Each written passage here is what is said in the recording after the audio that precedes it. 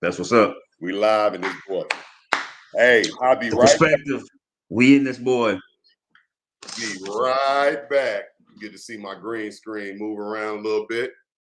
Tap in, tap in, tap in. That's right. Tune in all. It's been a little bit, but guess what? The Perspective Boys are back. As soon as my co-host comes back, man, he got to go get some liquid libations over there, kind of quench his thirst. But he'll be back here shortly. We'll get the show started. Appreciate everybody tuning in, rocking with us. It should be pretty entertaining today. Talking about back to school activities and safety. So this is for all ages, from the little ones all the way up to college. So tune in. Tell a friend, share, pass along the information. Perspective 217.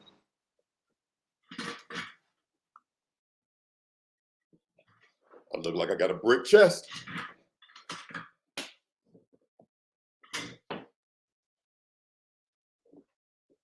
On my background, I can't see it.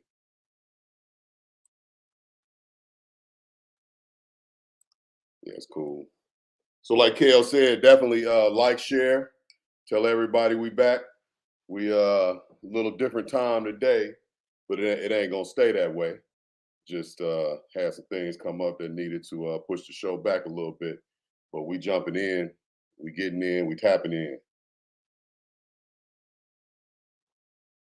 Back to school safety.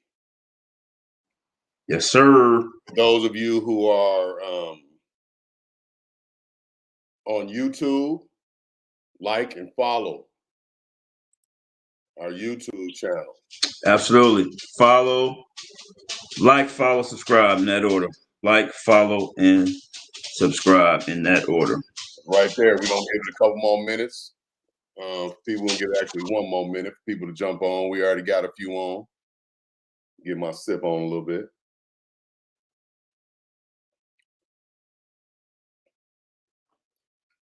Man, and Kale, you know what I was, a song that kept popping in my head all day today. What's that, brother? I saw you and him walking in the rain. Wow. That damn Orange Juice Jones. Been in my head all doggone day, man. I don't know why. You went old school Orange Juice Jones in this thing, huh? That Orange Juice Jones. Uh-oh. No, that ain't nothing. All right. So thank you for everybody who's in. So we're going to go ahead and kind of get this going. And here we go. Joint so fresh, you gotta Shazam it. Coming through loud and clear. It's Power 102 Jam. It's all perspective. When perception comes to truth, respecting you all over. Right around is what you chose. Perspective. It's just the point of view, the odds and the outcome, based on how you move. It's all perspective. When perception comes to truth, respecting you all over. Right around is what you chose. Perspective. It's just the point of view, the odds and the outcome, based on how you move. The odds and the outcome based on how you move. You move, not how they move. He always say the odds and the outcome based on how you move, not how they move. Don't blame everybody else for what happened to you. No, sir. Odds and the outcome based on how you move. It's a Perspective 217, and we're back in this piece on this nice August the 26th of 2021. What's good with it, my brother? Man, brother, what's happening, man? It's been a minute, man. You know, we kind of do our thing, man, for this perspective thing. You know how life is, man, when you got things that come up in family situations and folks be, adding stamps on the passports and and things of that nature, man. So this is the real live deal, man. So But it's always, a good thing, man, when we can bring our thing back, to its regular scheduled time. We're a little late today, but that's okay. That just means we'll be here a little bit later to rock with y'all, man. But everything is good, brother. Everything's good. What's going on your side of town? Man, I gained a little bit of melanin in my life. You know what I mean? Because went over there to Young Belize for a week, and man, woo. Yeah, you said Belize like like you was like going across the street. You're not talking about like the south side or somewhere or the north side somewhere. You talking about across some water somewhere, right? I ain't talking about a building called Belize. I'm talking about that continent, that island called Belize. Stopped through Belize City and then went through, had some short pauses in Cape Coker. I may be pronouncing that wrong. And then ended up in San Pedro is where we spent most of our time in San Pedro. It was definitely a dope experience, man. Went to the Mayan ruins, which was man, I mean, that's one of them, as Moyo would say, bucket list type things. I couldn't climb them. These knees wasn't having it, man. That I tried the first step to get up the first one. It said, "Who you think you are?" and then Wait, so you talking about some real mountains? Is that what you're saying when y'all was hiking? bro, I'm talking about Mayan ruins that were shoot. I'm trying to think of a building that in the Champaign-Urbana area that's as tall as they are. What about when we was in Jamaica, man, and we was trying to climb up the little rocks, you know what I'm saying? The little what's that called? The little spot in Jamaica? You talking about Dun Hills, that River Fall, right? the River Fall. Yeah. Was it like that or a whole other beast? Way taller than that and a whole nother beast, man. Monique, Moyo, Sonia, Cam, Valina, and Candace, they all did it, right? With our guy named Dayton. He's Belizean, right? And he loved, Belize it or not, right? You know what I mean? That's his little thing, right? So it was dope, man. The food was phenomenal. The weather was phenomenal. They do have some different type of mosquitoes though. I'm gonna say that I itched from the mosquito bites on my ankles for about a week after we got back. So what was the average temperature there, man, in Belize? It said 80s, but your elbows are sweating. Is it like Vegas 80s or is it like Chicago 80s? No, it's definitely not Chicago 80s. It's more. It ain't even Vegas 80s, right? It's a little more. There's a little more humidity. Okay. Than even in Vegas, right? You know what I mean? Wow, more humidity in Vegas. Right. More humidity than the desert. So, Kale, you would have this experience. It's like Punta going up to the zip lines that day. That type of temperature where you really need to get in some water somewhere, right? You don't right. walk around all day. That's why there's so many pools everywhere, and the oceans are so full because you don't just walk around just willy-nilly. You need to get in some water a couple of times a day. Yeah, man. That's a beautiful thing, man.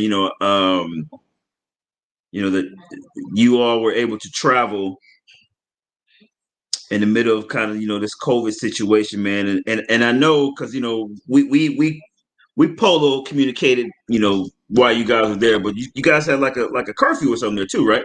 There was a curfew, right? So the curfew there was 9:00. That's for everybody, the residents, the visitors. You got to be inside of a location by 9:00. You can't be out running around. Their law enforcement drives around in like pickup trucks, and they got assault rifles, right? I mean, they don't.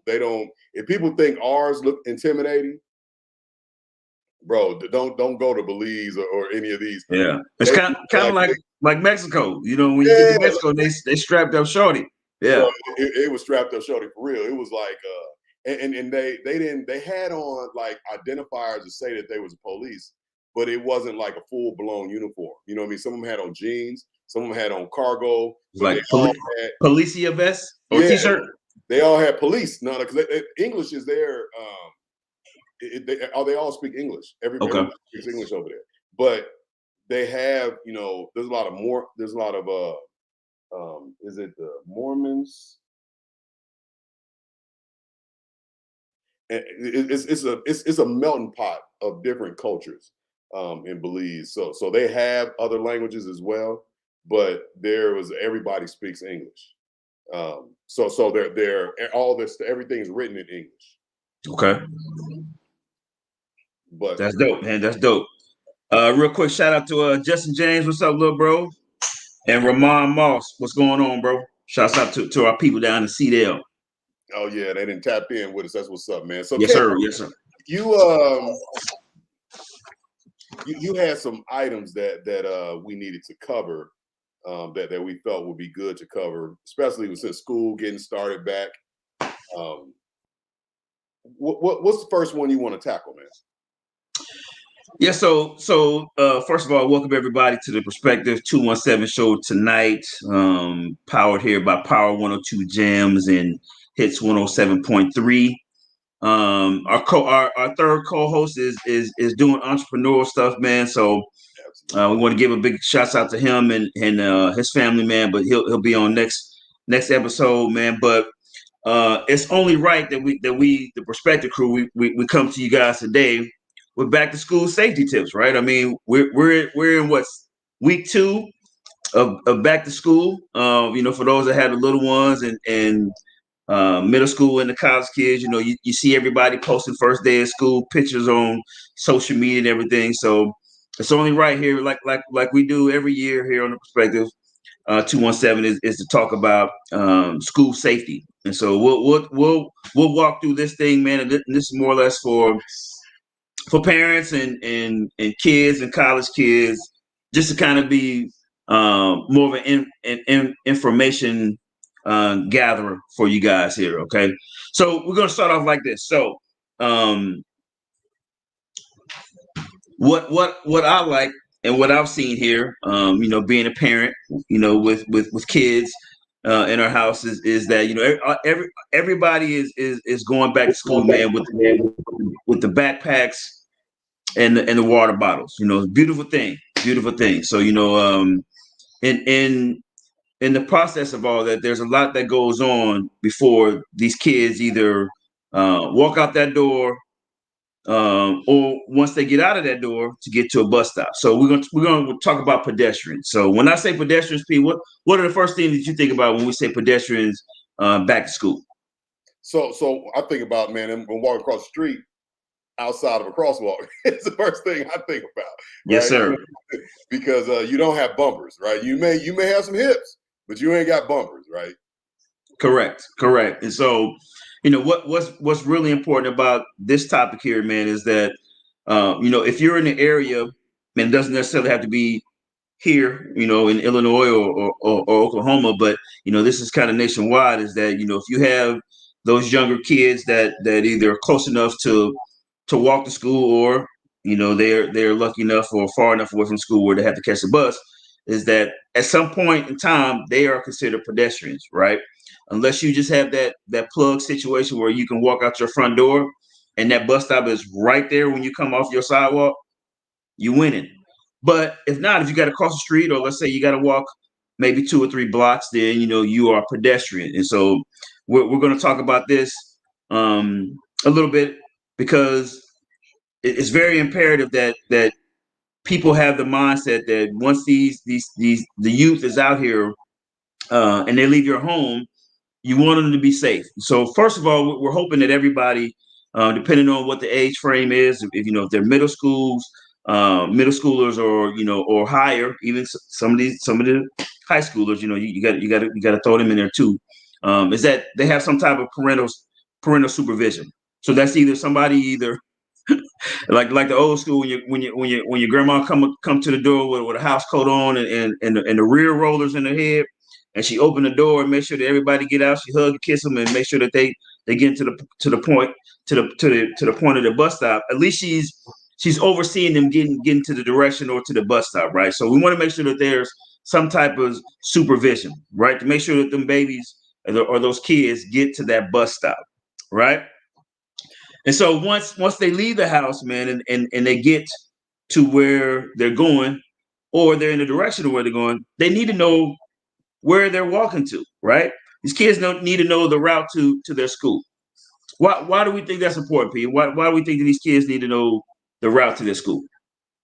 I done messed my lighting up. So they need to definitely know the route into their school because there's some weird people out there, and that's what I'm gonna call them, right? There's some weird people out there that do not have good intentions for everybody. So if you know your route and then your parent or guardian know your route as well, if you don't make it to your destination at a certain amount of time or the approved time, then people know exactly where to go, right? Now that doesn't mean that you have to take it like every single time. Sometimes you go to a friend's house first, and then like we're going to talk about a little later, and you grab a buddy to travel with, right? If you're walking to school or going trick or treating, which we'll talk about in a few shows coming up, having a buddy, being with somebody that numbers is always a good thing when you're walking to school, to the store, back from school, back from the store. It's always good to have numbers. So you have somebody that if that strange person does try to pull up on you and pull up on me, then you have somebody there to help you fight, somebody there to help you flight, somebody there to help you yell, make noise, all those things, as well as some additional eyes to see what that strange person was doing. Agreed. And my brother Pete just jumped right on into the more serious stuff too. And but that is definitely the highlight and one of the more factors here that we want to really stress is that having a buddy to walk with you, whether that be a classmate or somebody in your neighborhood that that goes to the same school with you, is having that person with you makes your trip to and from more safe for sure. We also want to stress this too is knowing your route. If you walk that route every day, then that gives your guardian, your parent, your foster parent, that gives them a sense of knowing, hey, if you leave here at a certain time, then I know you should be at school at a certain time, right? Because that should be kind of a guesstimate as far as walk time to be able to get to your location when you're leaving your house to get to the school. And nowadays, with technology, a lot of schools do kind of email check-ins or text message check-ins where they say, hey, your student is here, they're in class, or they're not in class. They drop a dime on them too, which is good because that way hey, listen, well, if you left here at 7:50, class starts at 8:10, and you haven't made it, what the hell you done did that you ain't made it to class there on time? So definitely knowing your route to and from. In addition to that, too, we want to talk about that buddy system. Is that, let's just say you used to walking a path and something happens, right? Where there's an accident, or there's a fight, or there are some loose dogs or something. We call them running at large. Where you have to alternate your way of getting to school. That might be a block, that might be 2 or 3 blocks, depending on what the circumstances is. But you need to have an alternative route to and from school. Let's just say that if there's an accident, or there's a house on fire or something, or a building on fire, or something serious where possibly the police are out with someone, then you need to have a backup route to be able to take so you can get back home. Absolutely, man. So So we kind of talked a little bit about the airbags. I mean, not the airbags. I'm reading somebody's. We talked a little bit about the pedestrians side, right? So from the vehicle operator side, what are some things that they need to be looking for? Because regardless of how much we tell our pedestrians, some of them think that they own the road and that they are that the vehicle has to stop for them regardless, right? You know, if I'm in the Yeah. street, you got to stop. Yeah, absolutely, man. And this is where we kind of have that grown folk conversation, man, because we understand that depending on the age of your child, you might not be there to oversee them, leaving out the door because you got to get to work. And so what we really stress here is that if you're a parent, a guardian, or foster parent, that you have ample enough time to be able to leave out early before you get to your destination. So if you're going to work, I know I'm guilty as well. You get up, you shower and do all that stuff and put your outfit on and all that good stuff. And man, and you're running out the door. You're trying to grab your coffee. You're trying to kiss the kids. You're trying to kiss the loved ones and everything like that. And then you forget something, and you come back in because you forgot your phone or whatever. So you're running behind. So what that does, that puts you now in a sense of urgency, right?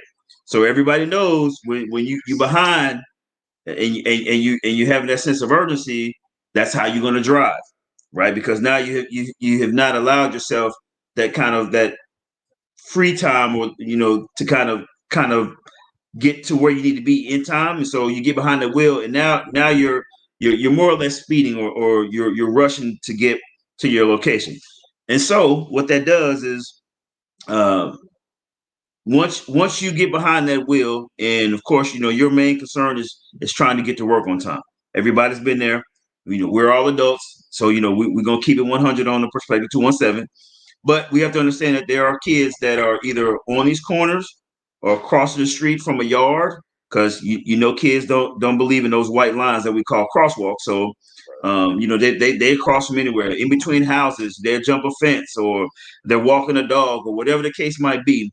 So you as a driver, as an adult, you have to be aware of that stuff, man. Because if you're coming down a street in a residential area, you have to be on your P's and Q's, because kids can step out behind garbage cans. These garbage cans nowadays, they're almost 4 or 5 feet tall. So you got to be aware of your surroundings when you're driving to understand that, hey, there might be a kid that steps out in the lane, or there might be a ball or something, coming out of a garage, or there might be a loose dog, that got out when this kid was trying to get out. So as a driver, you got to definitely try to, one, give yourself enough time where you're not rushing to leave your house, to give you enough time to drive and be there on time. And then two, if you have kind of cut yourself short with time, you got to be attentive when you're driving down these streets, especially around school zones.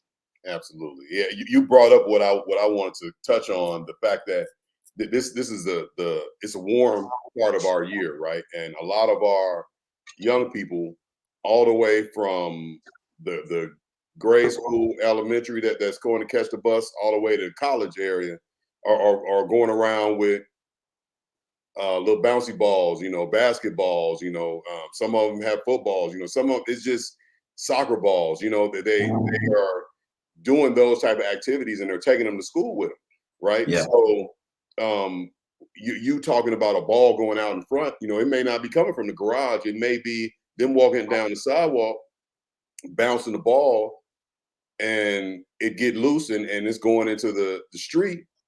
That they don't see you coming, right? They just see the ball going and they go out. And now, yes, they were wrong for being in the street technically, but you're also responsible as the driver to try to avoid an accident if at all possible, right? Absolutely. And I want to add this too, man, because I know we it sounds like we're only talking about the younger kids, but this definitely applies to the college kids, because and understand this: these college kids, they're young adults now, so you know that they don't give themselves ample enough time to get to their class. So, they're probably throwing on the same outfit or t-shirt they had on or whatever they slept in. And, they're running the classes with these earbuds in and headphones on. And, they're trying to get themselves prepared and amped up for class or whatever. So, they don't pay attention at all. I'm just going to be quite honest with you, man. For these college kids on campus, man, they really don't have any awareness when it comes to vehicles because they believe that they do have bumpers. So if you are in an area that you're close to a campus, or you work on the campus, or you have to drop your kid off on campus, be aware, man, because these college kids, they love to dart in front of cars, because they believe that they have the right of way at all point in time. And so if you're not aware, then you will find yourself in a situation where you might be in an accident because the kids don't pay attention. And for you kids that are listening, these college kids that are listening, listen, I understand that you got your headphones on and you're trying to rock out and get yourself pumped. You got to be aware, though, man. You don't own the street and you don't have bumpers. We've said that numerous times during the show, but understand that you have to follow the rules of the road. That means that you just can't just step out in the lane of traffic because you're trying to get there. Well, guess what? That driver of that vehicle is trying to get there too. So, 10 out of 10 times, you're not going to win that battle when it comes to a pedestrian against a vehicle. Absolutely, man. So, one of the interesting things about that is I avoid campus if at all possible when I'm trying to get somewhere, right? Because it is known, right? If I know that the students are just going to walk right out, right? Mhm. Because, a lot of them first time they've ever been from up under their mother, father, whoever their guardian was, and now they just kind of got free roam, right? You know what I mean? And them owning the streets. I wanted to ask you, what if there's no designated like yellow striped area that is saying crosswalk? Mhm. Where are you supposed to cross in that block? Yeah, that's a great question, man, because I know here in my area, your used to be area, a lot of those intersections are not marked, right? And so we have a great deal of population here where there's not even sidewalks.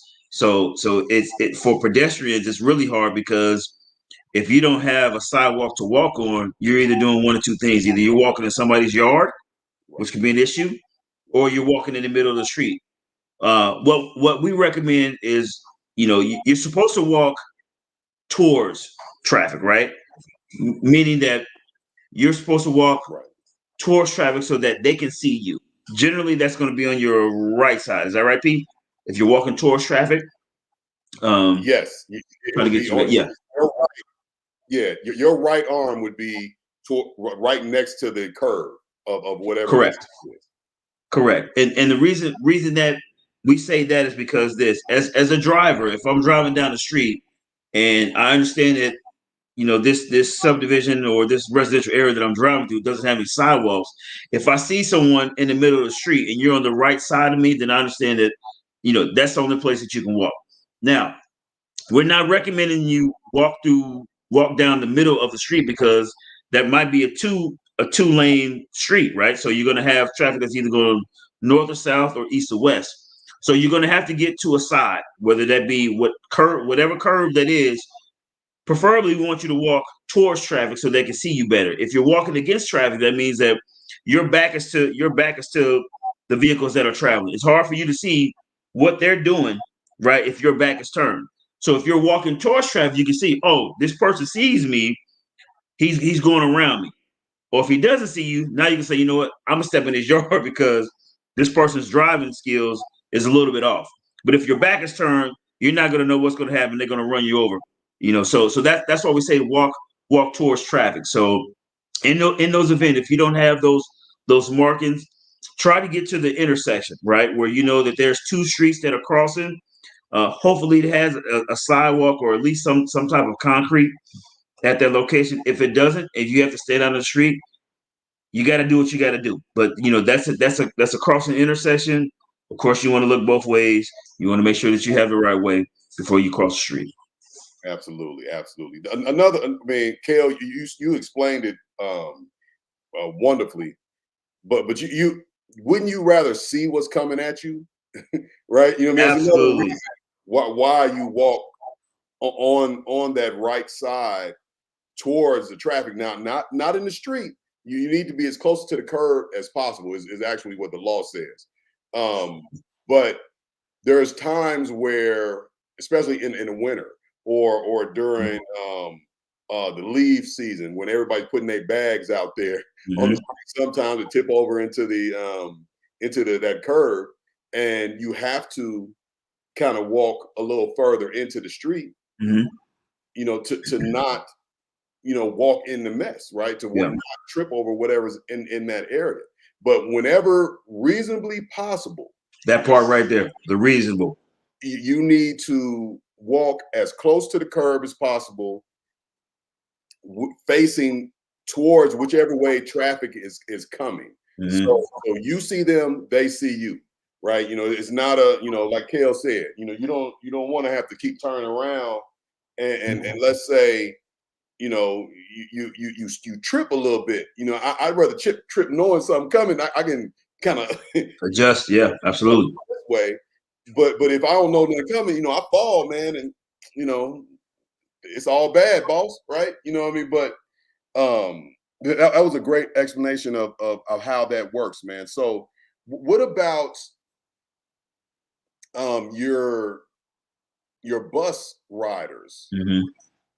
Yeah, yeah. That's one of the third portions that we want to talk about it. Yeah. Although it's the functionality of it sounds like it's easy, Mhm. but the bus riders they have a lot of responsibility too. And one, we're hoping again that those riders are with an adult, someone who's going to kind of watch them until they get on the bus. Now, granted, we understand, if you have the household where you don't have time to stand out there, we get it, we understand that, but we prefer that an adult or an uncle or somebody, an adult that's able to oversee or stand out there with those kids, that they'll be out there with them. The reason being is some of the things that we said earlier, but a little bit more detail of why. One, we want to make sure that when these kids when they leave out of the house, that they make sure they're in the right spot, they're in the right location for that bus to pick them up. Now, there should be a designated route, and you should know exactly where your child or loved one or family member should be picked up, right? Don't put that on the onus of the kid, all right? Because everybody knows you put that on the kid, they'll get outside, they get to talking to the buddy, they'll start chasing the squirrels, they'll start looking at the birds. Next, they don't walk away from the bus stop. The bus comes, leaves, and then they're just standing around like, I don't know what happened. So you have to be mindful though, so that that you oversee these kids get to the designated location of where they need to be for the bus to pick them up. And you have to make sure that you're on time. I understand things happen and you try to run out that door to try to catch that bus before it comes, but ideally you want to be there early, 5-10 minutes early. I get it, depending on the weather, but you want to be out there early so you're not trying to run out there to catch that bus while that bus is basically rolling past your designated area. The second part of that is for safety too. So while these kids are sitting outside, and I've seen a wide range of ages. It can be anywhere from 5 or 6 all the way up, and some kids are on these bus stops or corners by themselves. And so when you have kids that young out there by themselves in let's say like a high populated area or a high traffic area where cars are zooming through the streets because they're trying to get to work, or they're trying to they're trying to get to wherever destination they are. If these kids are unsupervised, then they're just kind of just hanging around. They're kind of like playing in the street, or kind of wandering off. But if there's somebody there to kind of oversee them, tell them, hey, stay on the sidewalk, stay in the grass, or whatever the situation might be, to help them be safe. All right. And then, of course, lastly, we want somebody to be there in case the whole stranger danger thing presents himself. Somebody in the van or somebody in the car trying to trying to entice kids with candy or puppies or whatever the situation might be. If there's somebody out there, an adult or another person, then they can address that situation when it arises. Now that's not just for the little kids, Correct. because we know that it happens on campus. Yes, sir. It happens, everywhere. It happens in the uppity neighborhoods. It happens in the lower income neighborhoods, the ones with no street lights. I mean, it happens, all over. So It does. we have to be precautious at all ages, and in all places. Just not to be scared, but just be aware. Mhm. Right. You know what I mean? This information that we are trying to relay to you is more about giving you a little more enlightenment from our perspective on things that we know happen. Right. It's just a matter of we want them to not happen. Right. And Correct. you have a responsibility to conduct yourself in a manner to limit some of those issues. And when I say that, I mean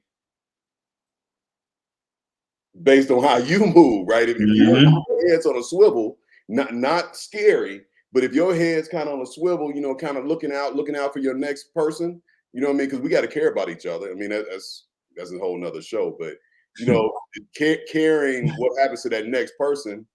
You see something, say something. Right? Yes. Don't, if somebody's yelling, saying, stop, let me go. You know what I mean? Yell too, right? I'm not depending on your circumstance. I don't want to tell people to get involved because then I may get two people hurt. But yell, notify some people, make alarm, make them feel uncomfortable with whatever situation they're doing.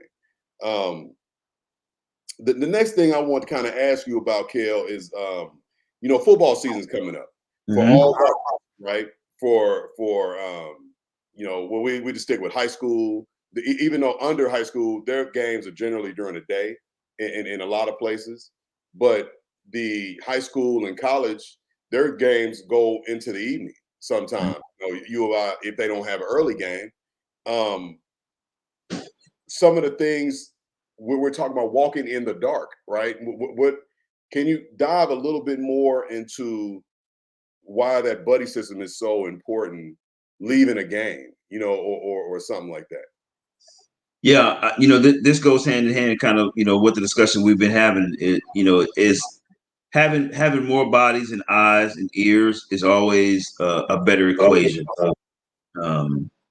Just because um, if you know that if you know that you're walking your route, right, or you're getting a ride, or whatever the case might be, and something happens, right, something out of the normal happens, where it might be a person or vehicle or situation, and you have another person that's there with you. 9 times out of 10, hopefully, because these kids nowadays, everybody has cell phones. I mean, it's kind of the way of life now. Hopefully, if something arises where it's a situation, then whoever is not engaged at that moment can call either a parent or 911. And I want to touch back on what P said earlier, because it's very important that we do look out for each other. And yeah, I understand you don't want to get involved, but if we're talking about the youth and the kids here, I'd rather you call 911 and have them respond and it be nothing than for you to hear some kid yelling, "Hey, stop, let me go." And you're like, you know what, that kid's okay. And then it wind up being a situation where this kid has been abducted, right? So we want to call sooner than later. I'd rather you call and it not be a situation where police respond and say, "Hey, listen, we were just in the area, we're checking out what's going on," and they find out it's nothing, than for you to hear something going on and you don't respond. You don't take that responsibility, as a homeowner or a renter or whatever it might be, just person that lives there, and you don't call, and then that winds up being something later down the line where you could have helped. So with that being said, yes, we here at the Perspective 217. We definitely believe in the buddy system. We all had family and kids, that walk to and from locations and facilities. So it's safer in numbers. Everybody knows that, even as grown folks, when we go out, it's always safer in numbers because of the fact that if I'm not paying attention, I know my brother is analyzing and watching. So if I might miss something because I'm in conversation or I'm on my phone or whatever, and something arises immediately, and I might not be paying attention, he'd be like, "Yo, check it out." Same thing goes for the youth and the young adults. You've got that person with you or that group with you, so that even though they might be doing their own thing, if something arises, or let's just say they just walking and talking, all of a sudden, hey man, we missed our turn. Where are we at? Now, as a group, they can all come together like, yo, we tripping, man. We got to go back like 2 or 3 blocks. We missed our turn. So it always helps to have more eyes and ears and bodies, for safety as well as awareness. Absolutely. So, Kale, we're back at school. Yes, sir. It's still COVID out here, right? We ain't got away from it yet. I mean, we're outside a little bit. You know what I mean? We can breathe a little bit, right? But this Delta variant has reared his little nasty head like them Japanese hornets, right? You know what I mean? They just come in and scaring everybody off. So you have young ones in almost in every level, right? So let's start with if you don't mind, the elementary, and then work our way up to college as far as your experience with these COVID protocols that has to happen at schools now. Yeah. So, I'll take this back to last year, man, because when COVID first surfaced and the mandate was more or less there would not be any in-person school. We were only going to do virtual, or online school, and so. Once the school year started, and then they start taking the necessary steps to kind of cleanse and social distance and kind of put together a plan so that kids could kind of come back on a hybrid schedule. It started off as last year. This was so our younger ones they would do online classes on Monday. And then Tuesday, Wednesday, Thursday, and Friday, they would go to school, ride the bus, right? And before they got on the bus, we had a COVID pre-screening sheet, which basically had your child's name or the student's name on there, what school they went to, and as far as a temperature read, so that screening or that sheet was more or less passed on to the bus monitors or the bus attendant, and so they would scan them right there on the bus. So they get on the bus, scan their head, make sure they didn't have a fever, an active fever at that time. Once they determined that your child or the bus rider didn't have a fever, then they would let them go. Okay, so fast forward to this school year, right, 2021. So now it's a little bit it's a little bit the same. They're trying to stay with the same protocol, but we still have that COVID pre-screening sheet that we fill out before we go to school, and same questions. It's the same exact sheet, but now it's Monday through Friday now, so it's not a virtual situation. It's just more or less, hey, Monday through Friday, and now it's full days of school. So they get there at 8:10, and then they go all the way up to about 2:30ish, 2:20ish. And they have to wear masks. Masks are mandated. So even as a parent, let's just say I take my little ones to school, right? So we get in the truck and we head to school, and they have to have their mask on by the time they exit the vehicle, right? They have to have their pre-COVID screening sheets with them. Has to be filled out and completed, and generally or typically, the principal or another teacher or faculty member opens the door so they can get out of the vehicle, right? So you've got a pull-up line. so to speak. And so once the child gets out, gives them their pre-screening test, whether it be in a bucket or some kind of device to hold that paperwork. Mhm. The kids get out, and then I think before they walk in, they kind of scan them again and read their temperatures, and then they're going about their business. But they are wearing a mask, though. So now that's the elementary Mhm. have to wear a mask all the time. Mask, yes, all the way through school, bro. When they touch down on that campus, they are wearing a mask, and that's through the day. I think the only time that they're not wearing a mask is when they're eating. They basically have divided them into little pods of four.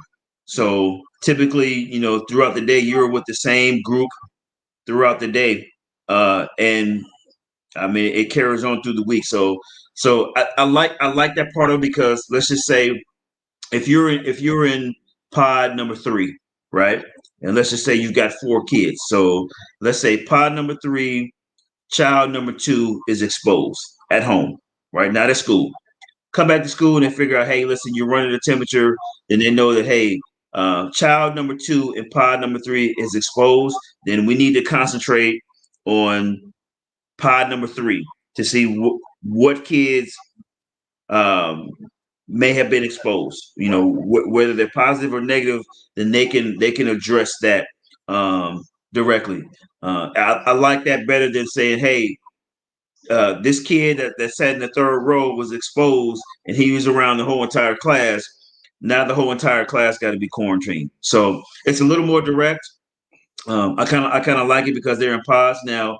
It does kind of separate the kids because they're not all together, but at least they're in a pod where they know that when they get to school, the same kids are going to be in their pod. Now they can interact with the other kids in the pods, but they're not. They're in that social distance. That social distance range. Right. Man, so okay, so now how that's the elementary, that Mhm. elementary. You don't have any in junior high. You got next is jump to high school, right? Yeah, yeah.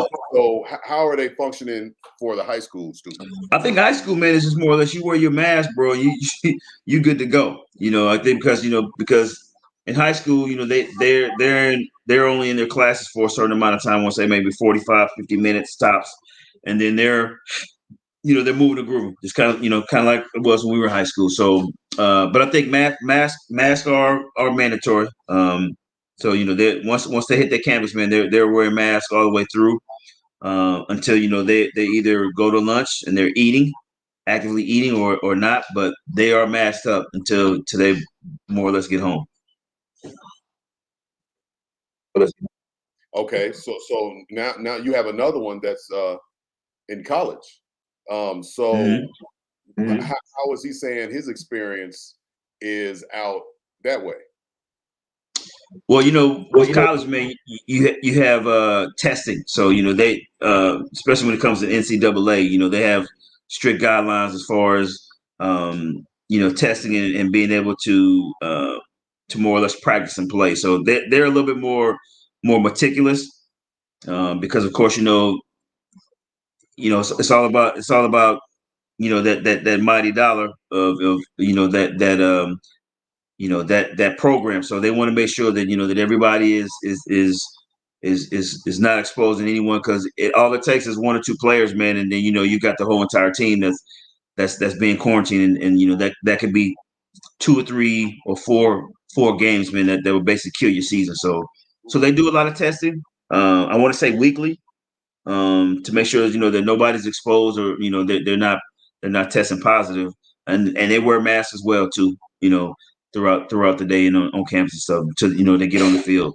Sometimes they practice on the field with masks, but depending on what the weather is, when it's 90 degrees It's outside, hard to trying to breathe have in a October hard sometimes. to breathe, So, do all that. But Shorty Red posted that high school students and above can all be vaccinated, right? Which mhm, is something that gives that extra layer of protection, right? yes, We all know that the vaccination doesn't completely eliminate you from getting sick, right? It just I'd rather have a raincoat on in the rain than to be out there with no shirt on and thinking that I ain't gonna get wet, right? You know what I mean? It's that vaccine is just an extra layer of protection.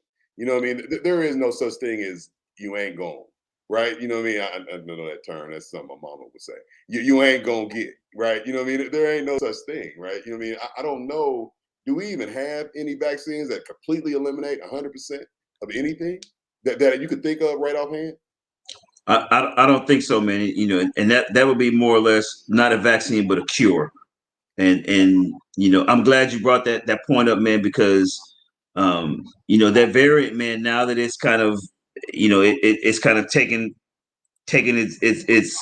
its lead, man, and it's growing a lot of legs, and you see a lot of um, health facilities, you know, government agencies, businesses now, universities, you know, where they're all mandating uh, you to get vaccinated because I mean, you never know, man. You never know. And I'm like you, Pete. You know, I'd rather have a raincoat in the rain.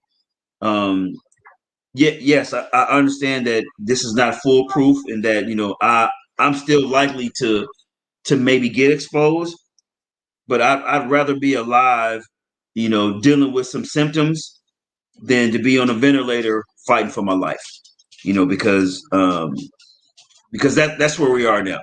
You know, I just seen something on social media the other day with Busta Rhymes, and I'm not trying to call his brother out, but he kind of went on a rant about, you know, f He your just mask and all that, died, you know, right? and being that who he is, man, the influencer, and you know, and all great, probably Hall of Famer, you know, hip hop artist and entertainer, man, for you know some of the stuff that was said on his rant. I get it, you know, that you getting your bread and all that, and maybe he was just kind of feeling himself, but Right. let's be completely honest here. You know, when it comes to life and death, and that's what this vaccination is about: life and death. No, it's not a cure, right? It's just a vaccination. But I'm with you. I'd rather be in the rain with a raincoat on than me standing out in the rain without one. Absolutely, man. So my mother just recently, 2 days ago, got her third shot of the Pfizer. Right, got that booster. Right, you know she's higher risk. You know she has some Hmm. ailment, um, and so she's like, look, I'm putting my rain hat on. Right, I ain't just going. I ain't just coming out here with just my raincoat on. I need my rain boots. You know what I mean? And if I got some Gore-Tex gloves, I'm gonna put them jokers on too. Right, you know, because she is, and I'm with her, is trying to take every precaution. Right, You have to. we say it all, especially in law enforcement, or any, us, our crew. I'd rather have it and not need it than need it and not have it, and that goes for the vaccine as well. Agreed, man. You know, it's just I don't know, man. It's unfortunate, man, that we're having kind of this vax unvax debate. You know, everybody's not 20 years old. You know, we're or 18 or 19, and you know they're at the healthiest point in their life. I'm not saying that to take shots at anybody, but like you said, you know, your mom, you know, she's had some things in the past, as well as my mom. You know, saying she's had some health issues in the past, and so you know, my mom is on the same thought process. You know, I'm going to protect myself because you know I am probably in that category where I am more inclined to get it than you know maybe a 17, 18 year old who hasn't had any health issues. So we have to be mindful of that, man. It's not really about it. Well, it's about you, but it's also about everyone else. You know what I'm saying? Your neighbor, man. Yeah, It you goes know, back to us caring for your neighbor, right? absolutely. So you know, we just gotta be mindful of that, man. It's you know, it's you know, we as a community as a whole, we have to understand. Um, we can have difference of opinions, but Mhm. when it comes to life and death, you know, we need to be on the same page, you know, and we need to take the politics and, you know, the religion and the rhetoric and all that out because at the end of the day, we're all people. We're all people, and when we hurt and we bleed and we're injured, we all walk that same path. So this is nothing different. But understand that this is not a cure. It's just a vaccination to help prevent you from possibly ultimately dying. So that's kind of the main thing I want people to focus on is that it's not a cure, but if you're in the rain and you don't have no raincoat, you're gonna get wet. You're gonna get wet. Absolutely, it's inevitable, right? Facts. There's a chance that you can keep your clothes dry if you got a Facts. raincoat on. It doesn't guarantee it though. You're right, because you can get a little leakage in the collar. You know what I mean? It can come up. You can splash in a puddle and get on your leg. I mean, but the chances of you staying dry is so much higher, man. So within these next 4 minutes, man, what you got? What else you got on that list? So last thing, man, I want to talk about, and want to say shout out to all our Facebook people that's tuning in with us at Perspective 217. We're talking about back to school activities. I definitely want to say this to all the parents, the moms and the dads. I appreciate you getting up early in the morning and taking your little ones and your babies to school, man. But man, just take the hair bonnets off, man. The do rags, just I've seen that on Facebook. Come on, man. You're like comb your hair or something. You know what I'm saying? Put a hat on. Just give me something. Take your pajamas off. You know what I'm saying? You're out in public. You're going to a school campus. Just tidy up a little bit. That's all I'm asking. But last point is home security, right? So we've got our pedestrians, we've got our drivers, we got these kids out here, the youth, all the way from the age of 6 or younger, all the way up to college, that are out here on their quest to get educated. But at the same time, when everybody leaves, you have a home here, whether that be an apartment, a condo, or or home, and with that comes security measures, and so, like I said earlier, I know, we're supposed to give ourselves enough time to be able to get up and shower and dress and get everybody else prepared. Or sometimes, we hit that snooze button, two more times than it should be. And we wake up, we like, oh man, I got to go. You know what I'm saying? I got to ride up out of here, man. And so we forget things. So we just want to kind of give you some tips and some reminders here, even about your home, man. The night before, you're doing all that. You might be sitting out, in on your deck or your porch or your driveway, whatever, enjoying the night, and you got your windows open because it's a cool breeze or whatever.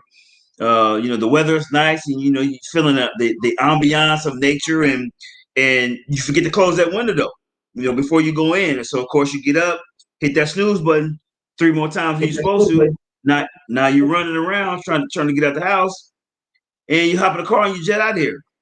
Well, guess what? Now you left that window unlocked, right? So now while you're out making a living for yourself, your babies is out trying to get an education, and then these folks that just kind of, the ones that don't really, they're not really about that life. They just kind of roam around, Right. while you working and trying to make a living and provide, and they just kind of wandering around, and they see your window open, and they see that window of opportunity. 9 times out of 10, they might take that, right? Absolutely. Now they're inside your home, trying to rummage through your stuff while you're at work. Lock your windows, right?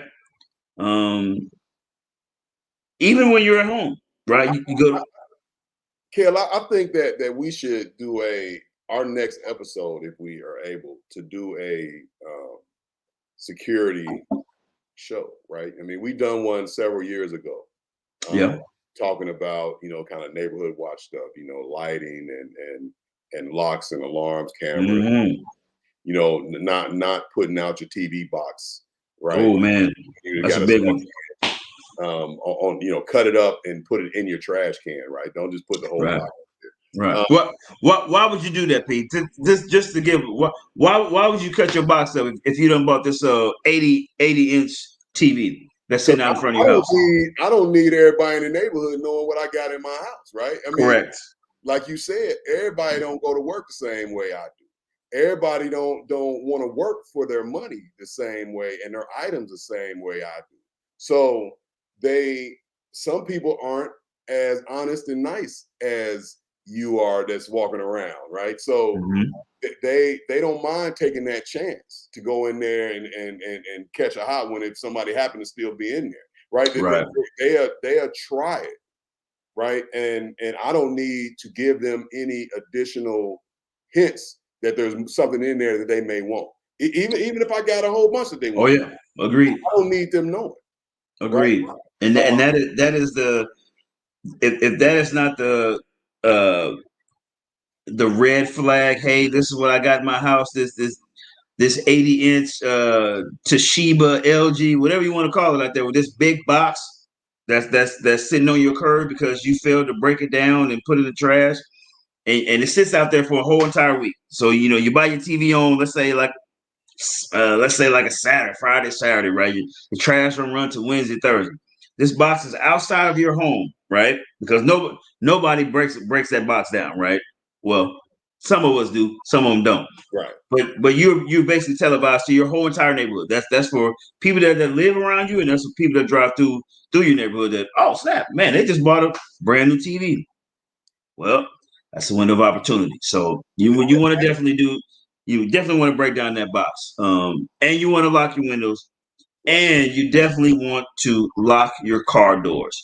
Please, this is 2021. If you are leaving anything worth of value in your car, whether it be laptop, purses, wallets, cell phones, banks, checkbooks, credit cards, Guns, change, any of that, kids, any of that stuff. If you leave any of that stuff, guns, yes, guns as well. Any of that stuff, anything of value in your car overnight, you are taking that added risk because of the fact that while you are sleeping, right?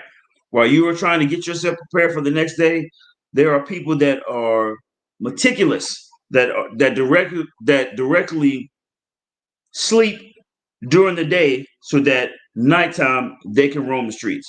We speak to you by experience because these are some of the people that we've dealt with in our careers. This stuff is real. We're not making this stuff up, right? And so what they do is they wait for you to not lock your door so they can check your door handles, and they don't care if your car is parked right by your front door.